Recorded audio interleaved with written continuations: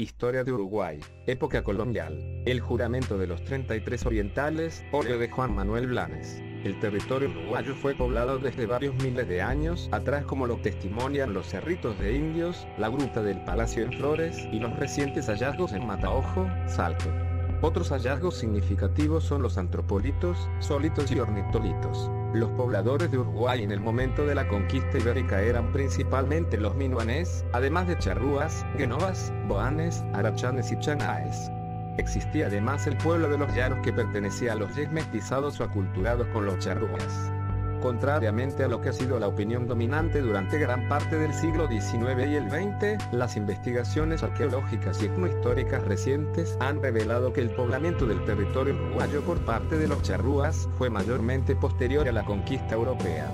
Más precisamente, ocurrió entre fines del siglo XVII y principios del siglo XVIII, y se debió a su expulsión desde los territorios de las actuales provincias argentinas de Santa Fe y Entre Ríos, donde tenían su principal morada, como parte de la gran ofensiva contra los indígenas desencadenada por los colonizadores españoles luego de la Guerra Guaranítica. Se acepta, sin embargo, que alguna porción del territorio uruguayo, como por ejemplo, parte del actual departamento de Colonia, tenía presencia charrúa antes de esa migración. La etnia de los minuanés, en cambio, habría sido la más populosa y extendida en el territorio uruguayo, aún después de ese desplazamiento de los charrúas. Simultáneamente, los guaraníes, originarios de los territorios de las misiones jesuíticas, tanto durante su existencia como más aún luego de su disolución, huyeron a regiones cercanas, incluyendo el territorio uruguayo. Ellos llevaron consigo sus conocimientos europeos transmitidos a través de su contacto con la Compañía de Jesús en las mencionadas misiones, dando lugar a la principal herencia cultural amerindia en el interior uruguayo, sobre todo en lo que tiene que ver con prácticas relativas a la cría de animales, la gastronomía y otras costumbres. El primer asentamiento europeo en la entonces llamada Banda Oriental fue el español San Lázaro, fundado por Sebastián Gaboto en la margen oriental del Río de la Plata a inicios de 1527. Cita requerida pocas semanas después, los españoles al mando de Gaboto fundaron un segundo fuerte en la desembocadura del río San Salvador, que recibe su nombre europeo a partir del nombre del fuerte de San Salvador. Tales establecimientos fueron efímeros. En enero de 1680, los portugueses ocuparon la parte meridional de la Banda Oriental, violando el Tratado de Tordesillas, fundando la colonia de Santísimo Sacramento, frente a la ciudad de Buenos Aires. El 22 de noviembre de 1723 el maestre de campo Manuel de Freitas Fonseca fundó el fuerte de Montevideo. El 22 de enero de 1724 los españoles de Buenos Aires desplazaron a los portugueses, quienes fundaron en el norte de la Banda Oriental la ciudad de Río Grande en 1737, Porto Alegre en 1742 y la fortaleza de Santa Teresa en 1762 en Rocha. Luego de desalojar a los portugueses en 1723, Montevideo fue fundado oficialmente el 24 de diciembre de 1726 por el capitán español Bruno Mauricio de Zavala, llamado Brazo de Hierro, comisionado por las autoridades establecidas en Buenos Aires. La nueva fundación recibió inicialmente el nombre de Fuerte San José, y luego de San Felipe y Santiago, aunque el lugar era conocido de antiguo por los españoles como Montevideo. Hay varias teorías sobre el origen de la nomenclatura de Montevideo. Una hipótesis afirma que podría derivar del término Montevideo usado por quien avisorara por primera vez el cerro existente en sus costas. Otro origen ampliamente aceptado sería el del censo territorial en los orígenes, denominándose en su momento a la posición donde se encuentra Montevideo, Monte Sexto de O, Monte Sexto de Este Oeste, cita requerida. Por aquel entonces España solo tenía Montevideo, sus cercanías y los departamentos de San José, Flores, Canelones y Maldonado. El 90% de la Banda Oriental seguía siendo portuguesa desde 1680. Los portugueses establecieron relaciones con la nación chaná e introdujeron en Colonia y posteriormente en Montevideo a los africanos de naciones bantú, procedentes de los reinos de Venezuela, Angola y Congo entre otros, como esclavos. Los españoles se asentaron a partir de 1726, cuando se produjo la segunda fundación de Montevideo, debido al avance de tropas portuguesas en el actual territorio uruguayo y la fundación de ciudades por estos. La ciudad de Montevideo se fundó con objetivos militares y mercantiles, cita requerida, siendo una importante plaza militar de los dominios coloniales españoles en el sur durante el siglo XVIII y el principal puerto del estuario del Río de la Plata. La importancia de Montevideo como puerto del Virreinato del Río de la Plata le granjeó en varias oportunidades enfrentamientos con Buenos Aires, capital del virreinato. El 22 de noviembre de 1749, el rey de España nombra primer gobernador de Montevideo a José Joaquín de Viana. Este llega al Río de la Plata en el barco Nuestra Señora de la Concepción el 3 de febrero de 1751, desembarcando en Buenos Aires, donde jura ese cargo de primer gobernador ante el capitán general Andonaegui y toma posesión del mismo en sesión solemne que el cabildo montevideano celebrará el 14 de marzo. La gobernación de Montevideo comprendía los territorios que iban desde la boca del arroyo Cufé, en el oeste, hasta el Cerro Pan de Azúcar, al este, llegando por el norte desde las nacientes de los ríos San José y río Santa Lucía, siguiendo la línea de la Cuchilla Grande hasta el Cerro Jazmín, que se encuentra en el actual departamento de Flores. En términos de la subdivisión política nacional del presente, corresponde a los actuales departamentos de Montevideo, Canelones y parte de los de San José, Flores, Florida, La Valleja y Maldonado. El primer virrey del Río de la Plata, Pedro de Ceballos, o Ceballos, reconquistó Montevideo y la fortaleza de Santa Teresa así como la isla de Santa Catarina. Finalmente, en 1777, el mismo Ceballos, nombrado virrey del recientemente creado Virreinato del Río de la Plata, conquista definitivamente la colonia, conquista que es refrendada mediante el Tratado de San Ildefonso. En 1763, se funda la ciudad de San Carlos en Maldonado con portugueses por parte de Ceballos. En 1798, y entre 1806 y 1807 se producen las invasiones inglesas. Tropas de Montevideo y de Buenos Aires repelen juntas los ataques de la flota inglesa, la primera comandada por el comodoro John Rees Popham y la segunda por el almirante Charles Stirling, venida a conquistar los territorios del Plata. Independencia. Durante la Revolución de Mayo de 1810, iniciada en Buenos Aires, y el levantamiento revolucionario de las provincias del Plata, la ciudad de Montevideo se mantuvo fiel a las autoridades españolas, aunque no así buena parte del interior rural y las ciudades más pequeñas. Se destaca en el inicio de su formación el caudillo José Gervasio Artigas, cuya intención era crear en la provincia oriental el núcleo de una confederación que abarcara la totalidad de las provincias unidas del Río de la Plata. Artigas se tituló protector de los pueblos libres, reuniendo bajo su mando militar a la banda oriental, mayormente el actual Uruguay, y las actuales provincias argentinas de Entre Ríos, Misiones, Corrientes, Santa Fe y brevemente Córdoba. También pretendía integrar las misiones orientales, que Artigas declaraba parte de la provincia oriental, y la República del Paraguay.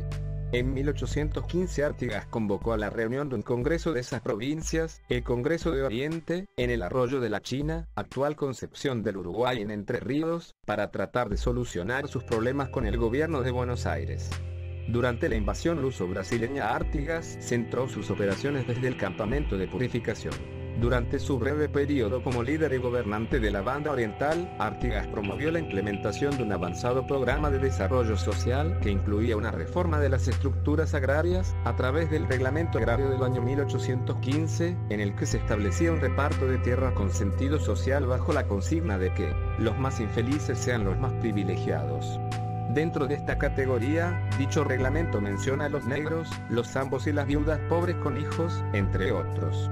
Como otros proyectos de desarrollo cabe mencionar la fundación de la primera biblioteca pública, el reglamento aduanero para el fomento de la producción nacional, y el primer intento de establecer una escuela pública.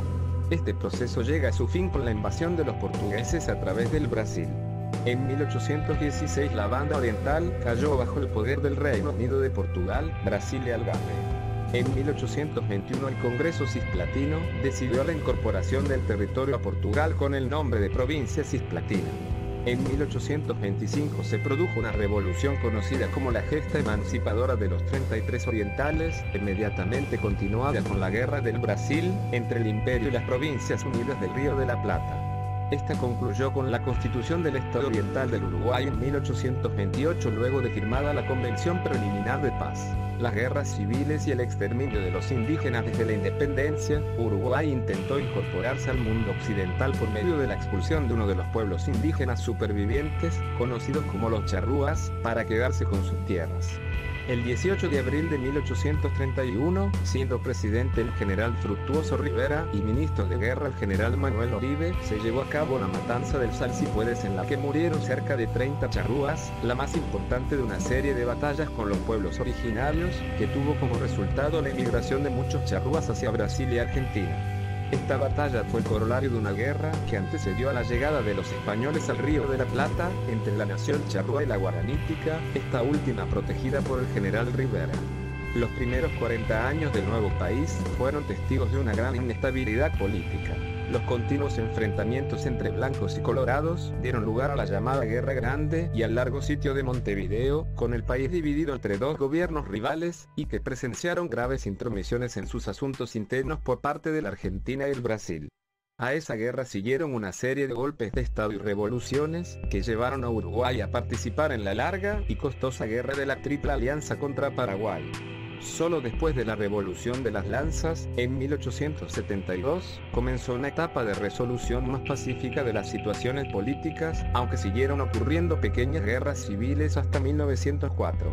En 1870 España reconoció la independencia de Uruguay al firmarse el Tratado de Reconocimiento, Paz y Amistad entre la República Oriental del Uruguay y el Reino de España, la Suiza de América, batllismo. A finales del siglo XIX el país había completado su organización y durante la era batllista, liderada por el presidente en ese momento, José Batlle y Ordóñez, consolidó su democracia y alcanzó altos niveles de bienestar, equiparables a los europeos.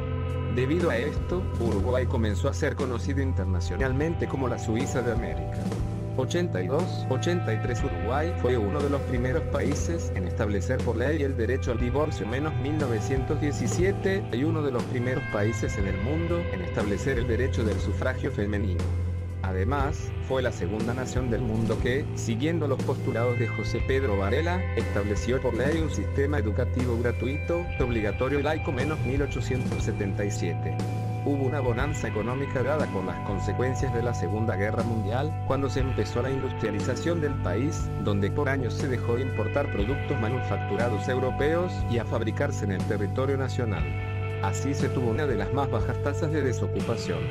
A todo esto se sumaron otros logros: el edificio más alto de América Latina en 1925, Palacio Salvo, la excelente infraestructura, sanidad y educación con niveles superiores a los países europeos y a muchos países de la América Latina en desarrollo, su universidad pública, el estadio más grande del mundo, estadio centenario, los servicios públicos estatales, electricidad, teléfonos, gas, tranvías, ferrocarriles, agua corriente, entre otros, un peso uruguayo que tendía a apreciarse frente al dólar, nuevas instituciones públicas, el triunfo en los campeonatos de fútbol en los Juegos Olímpicos, París 1924 y Ámsterdam 1928, y los mundiales de 1930, cuya sede fue la ciudad de Montevideo, y 1950, en Brasil, llamado Maracanazo, hazañas que contribuyeron a perpetuar el mito de la Edad de Oro de Uruguay. Durante el periodo entre 1940 y 1944, que fue el año en que Uruguay entró en la Segunda Guerra Mundial, la economía dependía excesivamente del capital extranjero.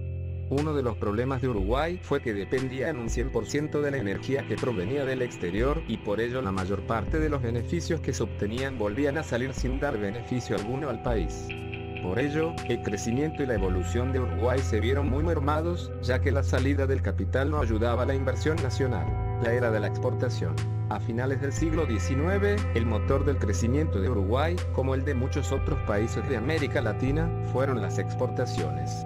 La diferencia fundamental de Uruguay con los demás es que no dependía excesivamente de un único país de destino. En torno al cambio de siglo menos 1900, los principales bienes que exportaba Uruguay fueron la lana con un 42% del porcentaje total, y en segundo lugar la carne congelada con un 24%. Solo con estos dos bienes Uruguay alcanzaba el 66% de las exportaciones, dándole especial importancia al sector agrícola. Estos productos se dirigieron especialmente a tres mercados que fueron Bélgica, Francia y Argentina, aunque sin representar el 70% de la exportación total. Con la Primera Guerra Mundial las exportaciones a estos tres países bajaron y ganaron más peso los denominados otros países. En el año 1912, las exportaciones respecto a otros países era de 30% y al cabo de 5 años pasaron a ser de 70%. El hecho que su mercado de exportaciones fuese más amplio fue una ventaja para la economía uruguaya, ya que no dependía estrictamente de pocos países que importaban sus productos y no era vulnerable a los cambios de demanda de estos mercados. La economía uruguaya concentraba todos sus esfuerzos e inversiones en la producción de estos dos productos primarios, que se exportaban con cierto éxito ya que escaseaban en países, sobre todo europeos, que se dedicaban a la producción de productos manufacturados. La ganadería uruguaya adquirió un mayor peso en la economía del país, debido a los adelantos tecnológicos de la época. Se introdujeron nuevos métodos que aumentaron la productividad de los ganados, como el método de la cría, ya que en términos de extensión de tierra, esta era menor respecto a la vecina Argentina, que era uno de los mayores países exportadores de carne también. Aunque el producto estrella de la economía uruguaya fuera la lana menos 46%, la exportación de carne aumentó gracias a la utilización de frigoríficos, que permitían conservar mejor la carne, y a las mejoras en las técnicas de navegación y transporte que ayudaron los desplazamientos a larga distancia. Las nuevas características de producción conllevaron un cambio radical en las estructuras agrícolas, dejando paso a explotaciones capitalistas orientadas al mercado, y no al simple consumo interno, pero la organización de la tierra no produjo un desarrollo económico duradero en el país. Los grandes ganaderos estaban sometidos a los intereses de capitalistas extranjeros, ingleses entre muchos, que tuvieron un fuerte control sobre la producción. En el caso particular de Uruguay, se habla de un crecimiento extensivo, en el que se aumentó la utilización de tierra y se incorporó más mano de obra, sin ocuparse de buscar alternativas a la falta de recursos naturales, como consecuencia de la explotación de la tierra. Shocks extremos y la ICI. Tras la era de las exportaciones, donde Uruguay vivió un periodo de bonanza económica, llegaron acontecimientos internacionales que hicieron tambalear no solo la economía de Uruguay, sino también la economía a nivel mundial. Estos impactos extremos son la Primera y Segunda Guerra Mundial y la Gran Depresión de 1929 de Estados Unidos. Todos ellos son acontecimientos extremos a Uruguay, pero que le impactaron en su economía. Como ya se ha comentado, el motor de la economía de Uruguay era el sector exportador. Con los acontecimientos bélicos de sus socios comerciales, Uruguay perdía parte de su demanda de productos del exterior y ello se reflejaba en un retroceso de su crecimiento. Durante este periodo, que llegaría hasta principios de la década de los 50, Uruguay estaba a expensas de lo que sucedía en el resto del mundo, y ello se observa con las fluctuaciones de su PIB-PC, al alza si no hay importantes acontecimientos, y a la baja si se producen hechos de relevancia. Por ello, hasta la implantación de las medidas de la ICI, industrialización por sustitución de importaciones, hacia principios de la década de 1950, Uruguay estaba a expensas de la situación internacional.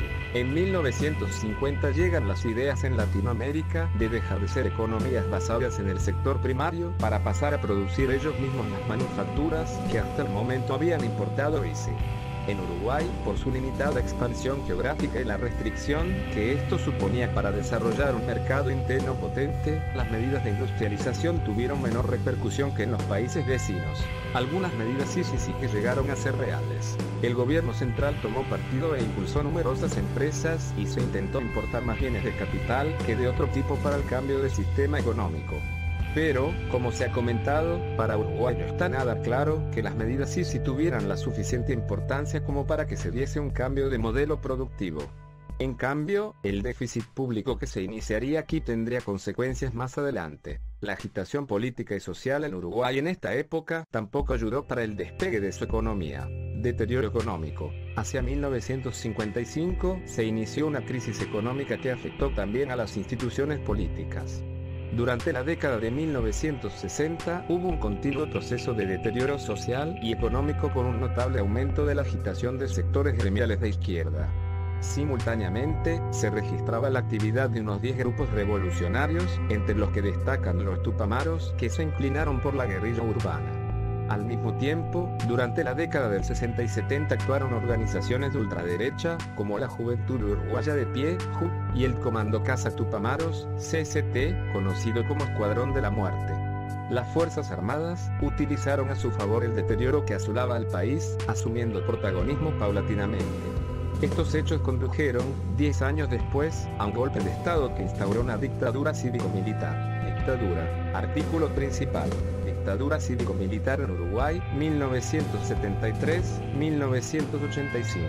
Elegido democráticamente en 1971, Bordaberry disolvió las cámaras en 1973, instaurando la dictadura cívico-militar que se extendería hasta 1985. Memorial de los detenidos desaparecidos. El 27 de junio de 1973 el entonces presidente, Juan María Bordaberry, disuelve el Parlamento con el apoyo de las Fuerzas Armadas y meses más tarde crea un Consejo de Estado con funciones legislativas, de Contralor Administrativo y con encargo de proyectar una reforma constitucional que reafirme los principios republicanos democráticos, restringe la libertad de expresión de pensamiento y faculta a las FG.A y policiales para asegurar la prestación ininterrumpida de los servicios públicos. El golpe de Estado de junio de 1973 y su Consejo de Estado resultante se vio inmediatamente resistido por gran parte de la ciudadanía y por los trabajadores agrupados en la Convención Nacional de Trabajadores, CNT, así como también por el movimiento estudiantil,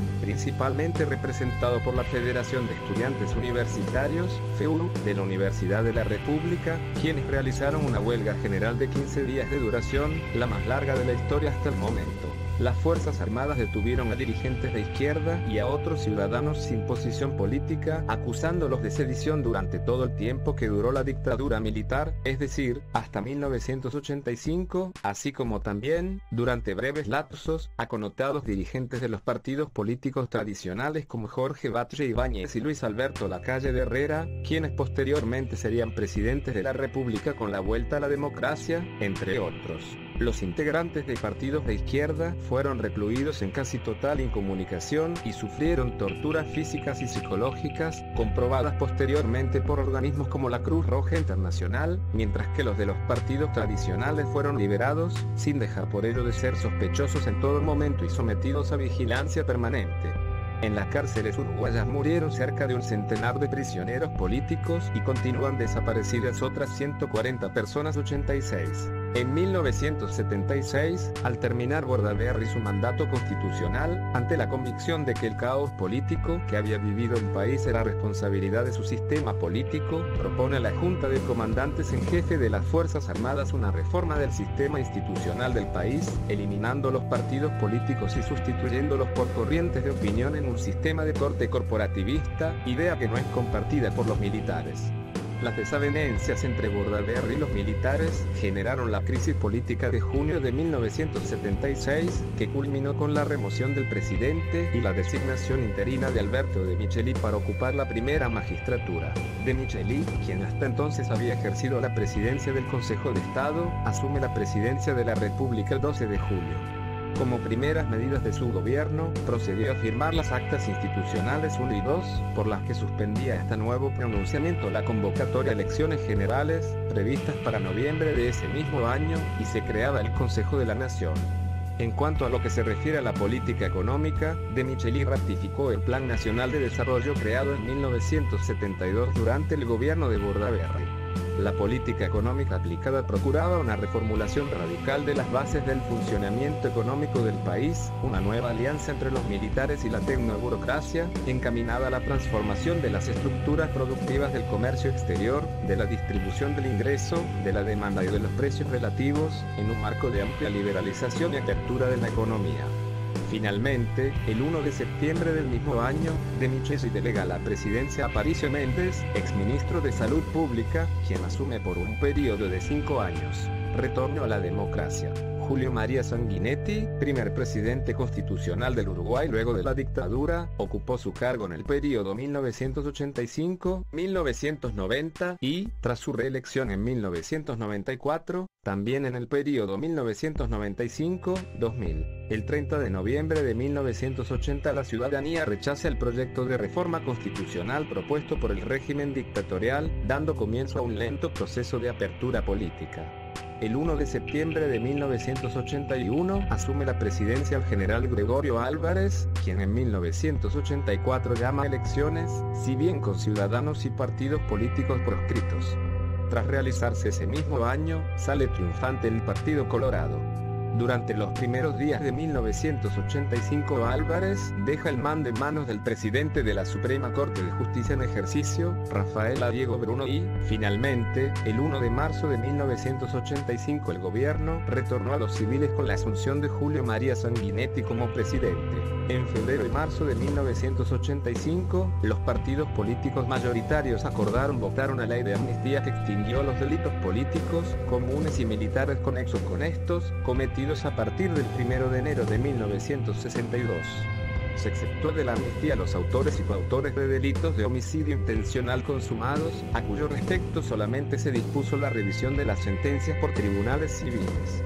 Se excluyó a texto expreso a los funcionarios policiales y militares que hubieran cometido delitos en tratamientos inhumanos, crueles o degradantes o la detención de personas luego desaparecidas, o hubieran encubierto esas conductas. La Ley 15.848 de la caducidad de la pretensión punitiva del Estado, popularmente conocida como Ley de Impunidad o Ley de Caducidad, que cubría a todos los miembros de las Fuerzas Armadas acusados de violaciones a los derechos humanos entre 1973 y 1985, fue aprobada por el Parlamento en diciembre de 1986.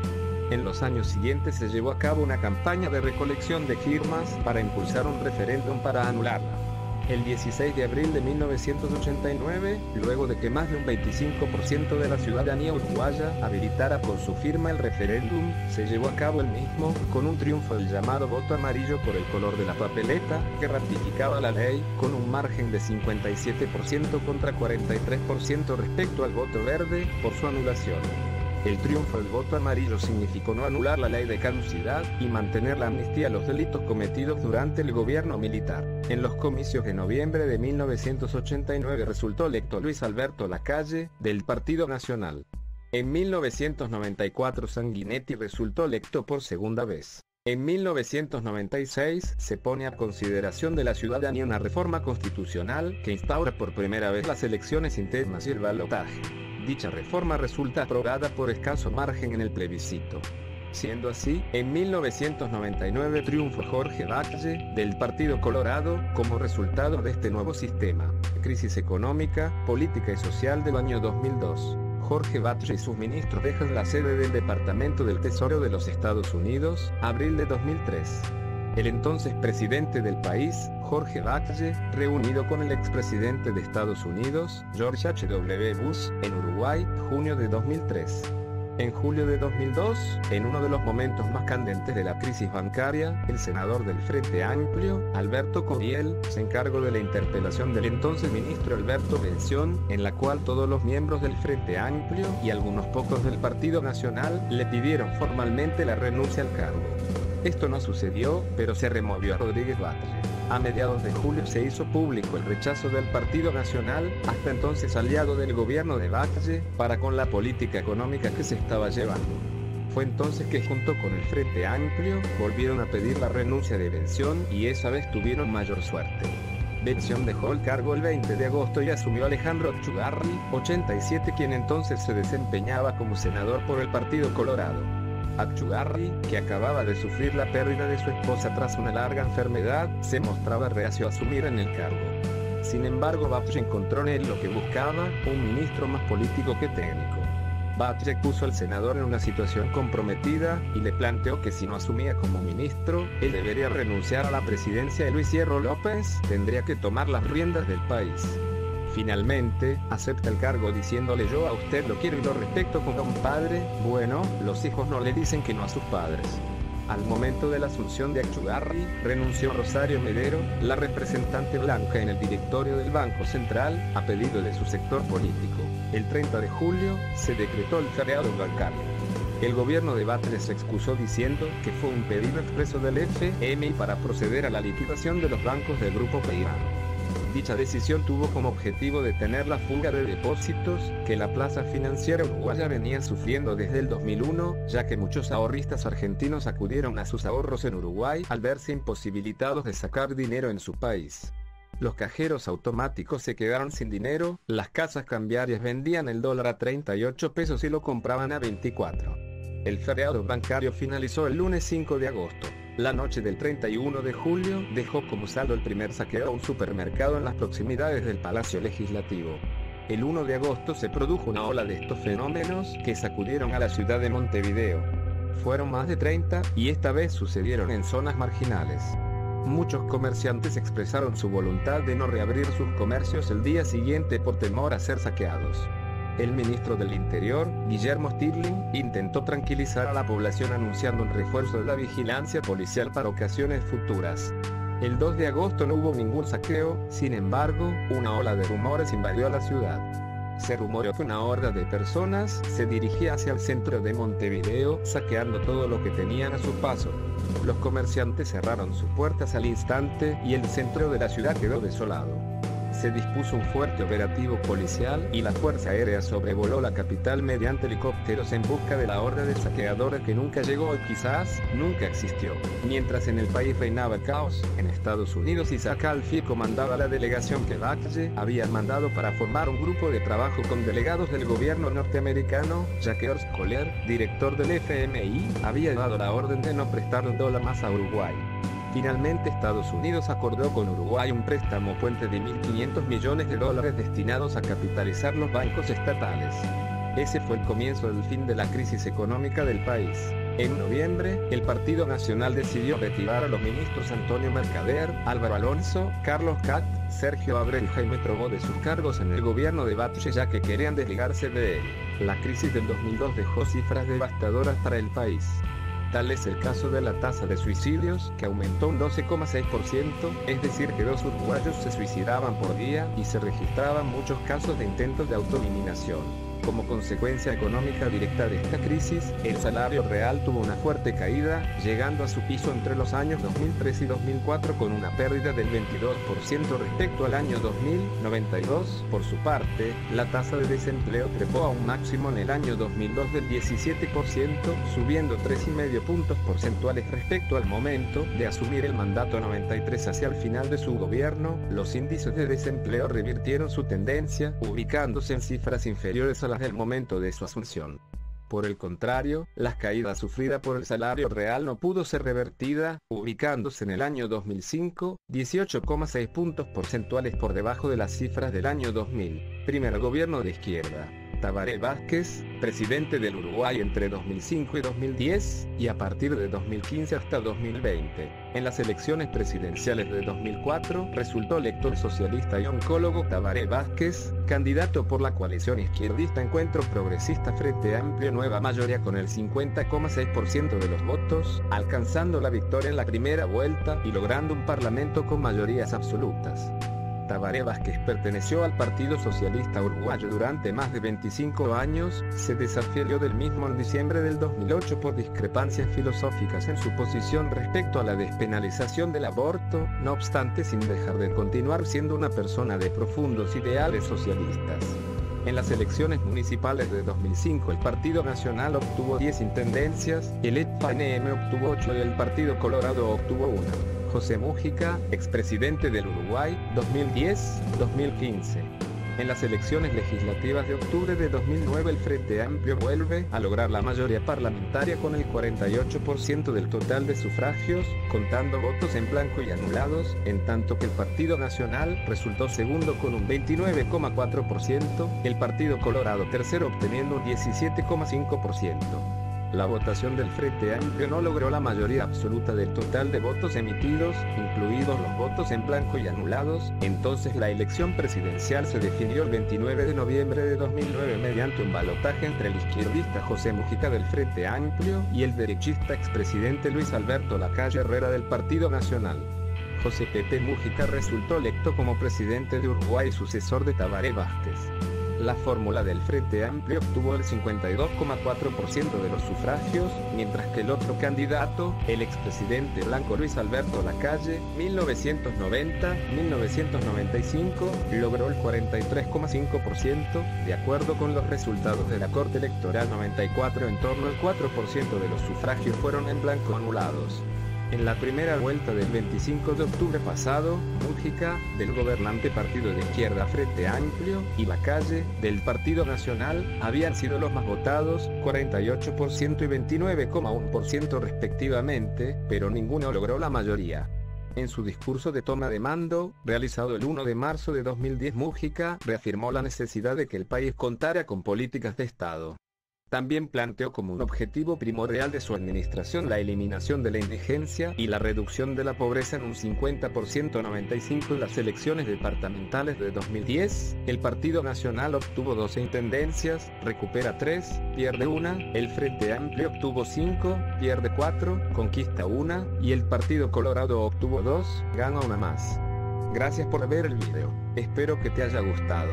Puedes suscribirte gratuitamente para apoyar al canal y poder ver así más videos similares. Los likes también me llegan al corazón.